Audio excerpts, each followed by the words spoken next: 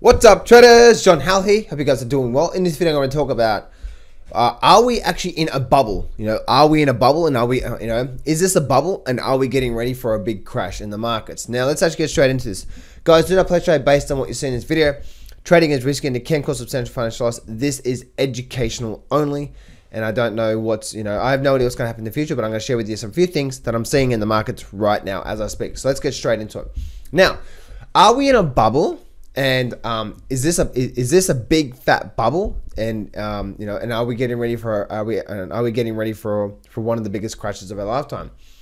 And the thing is this, guys, is that when you're looking at what people say bubbles and stuff like that, when you're actually viewing the markets and when you're viewing the charts itself, you can really see what a bubble looks like on a chart.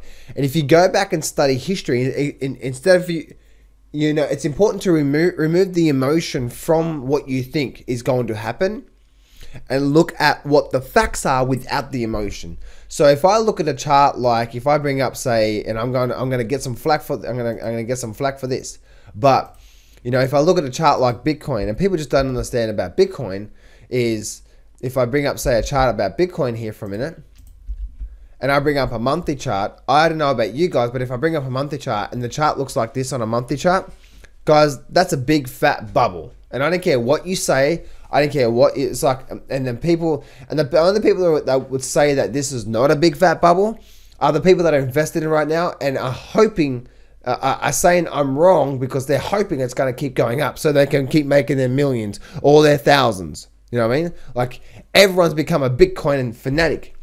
And the interesting thing, guys, is that when you look at something as if something's a bubble, and if you look at it from a non-emotional objective on the markets itself, the point is that you look at the market, and if everyone is talking about something, my goodness, that's the time to not get involved with that. I'm seeing so many people talk about Bitcoin and these cryptocurrencies. And I've seen internet marketers become Bitcoin experts. It's like, come on now, you're an internet marketer, not a Bitcoin expert. And everyone's an expert in Bitcoin, right? Because what have you done? You just bought some and held on, and over a few months, things just skyrocketed thousands and thousands of dollars. Makes sense? So if you go back over history and look at a chart, if something goes up this quickly, gravity works in the market, and it's likely to come down that quickly. If you look at any stock market big crash in history, this is what's happened. Now, the reason why I bring that up is because if I bring up, say, the Dow Jones chart, and I bring up the Dow Jones chart here, and I'm looking at this right now, and I'm looking at, say, the monthly chart, and I squeeze my monthly chart up. I don't know about you guys, but when I look at a chart like this big monthly chart, or this line monthly chart here, you can see how vertical this move has gone up. This is like the big, massive blow off for what I believe is going to be a massive crash in the markets. Now, the reason why I say that is because the charts are telling me this is a big, fat bubble. It's not because my emotions are over there. It's not because I'm actually hoping that the markets are going to crash. In fact, I'm in a few bullish trades right now. So, it's not like I think, and it's not like I'm hoping the market's going to crash because I'm short. No. As I said before, like, I'm actually I'm in a few bullish positions as I speak right now. But if you look at the market for what it really is, without the emotion attached to it, and you see something vertical that go that quickly, guess what happens? At least 50% of the move gets retraced. And so if you're looking at this here, I would say by the end of next year, you'd get a 50 to 60% retracement at least out of this whole move down to there. Now, I'm not saying that right now, guys, and the hard thing about bubbles is that you don't know when that bubble is going to end. But when it does end, it happens really, really, really quickly. Now, let me bring up, say, the Nasdaq, and I want to share with you what the Nasdaq looked like. If people say, oh, it's not a bubble, John, you don't understand, blah, blah, blah, like, whatever. Okay, look at back in 2001. Okay, look at back at 2001 and tell me this. We all knew this was a big bubble, right? Look how vertical that move is. Look how vertical that move is. Guys, tell me this is not pretty much the same thing that's happening right now on the Nasdaq. It's pretty much a vertical spike in the markets, right? And what goes up that quickly, guys, comes down that quickly. You know, if the market's going to keep going up and up and up and up like this, just slowly, we need at least some sort of like a nice little pullback, and then a nice little run up, and then a nice little pullback, sideways for, and then a nice little run up. You know, that's nice for markets, but when things get out of equilibrium, we start to experience these big massive bubbles in the markets. So are we in a big fat bubble? The answer is yes, because you can see it clearly on the chart. If you see any market out there, again guys, if I go back to, let me go back to, and I want to share a market with you here, and let's just see if I can, let's just bring up, where is this one here? I think it's, no, it's this one here, I think it is.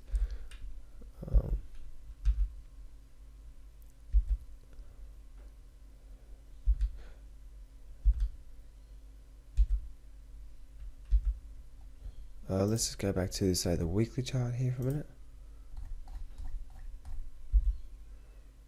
There's just a chart here that I wanted to share with you, and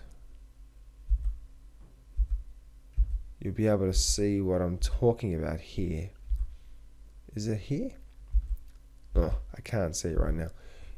Anyway, let's just, no, it's not here. Okay, anyway, I'm doing this live on the video, as you can see. So anyway, guys, so as you can see with this big, nice vertical move, especially this big move up through here, it's just, we are getting ready, guys, for one of the biggest downturns. And it happens, right, guys? It happens like every 8 to 10 years, we get a big downturn, and it's going to happen. Don't be afraid of it, guys. Get prepared for it. Get ready for it. Because I am, and I'm getting ready to buy put options for long term, and I'm going to ride this sucker down, and I'm just going to keep riding it and riding it. Because guess what, guys? It's going to happen. But we don't know when that going to is going to happen. Make sense, guys? So are we in a big fat bubble? The answer is yes. Are we going to crash? The answer is yes.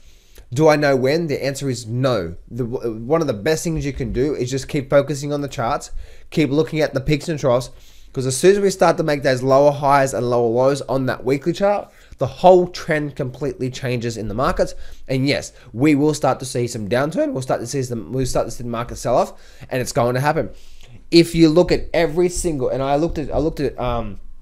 was doing some analysis just recently, and I looked at every single sort of stock market sort of bubble, stock market sort of crash in history. It created that. Now I know you guys can't see what I'm looking at right now, but every single bear market that we've had in history, 2002 bear market, what happened? It created lower lows and lower highs. 2008, lower lows, lower highs. 1929 created a lower low, or at least a lower high before breaking of the low. The Dow 1940 crash as well too. If you guys don't remember that, 1987 crash, 1994 crash. I've gone back and studied every single crash in history, guys. Right? I'm just looking at my notes right now and screenshots, and I'll see if I can actually scan this and actually bring it up. The 1997, at least the 1997 pullback. It wasn't a crash, but it was at least a pullback in the markets. 97. We've got the 1946 stock market pullback. 1962. 1969 to 1970 created lower lows, lower highs. 2000, obviously 2008. 1929, what did the actual chart look like? 1940, what did the chart look like? 1946, 1962, 1987, and so on and so forth. So guys, what I'm trying to say here, guys, is that the market will, if you just focus on something as simple as the highs and lows and read that, the market will show you. So we're not getting ready for the crash yet. All right, the market's not going to suddenly just crash on a dime just like that right now. It's not going to happen, right? In every single history, yes, this is an unprecedented and it's a different time and blah blah blah blah, right? It's not likely going to happen. What is a high probability of something we can do is what's likely to happen is we're likely to create a nice lower high, lower low, and it's something as simple as that to look out for. So okay, cool, sales are in control right now. So there we go, guys. I'll see you in the next video.